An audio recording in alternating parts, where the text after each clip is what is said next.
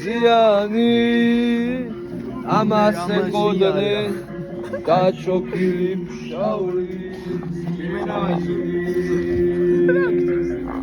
სიგარეტი მინდა რა ის ბერესა საქართველოს იყოს სიგარეტი მინდა გაჩოქილი ფშავრის ბიჭები აჩოქეს სამხედროსთან ისლა ზორაკი უგალასკერი და ქარაფე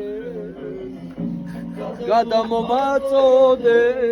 ჯიხვის ყაცი პანტის არაყი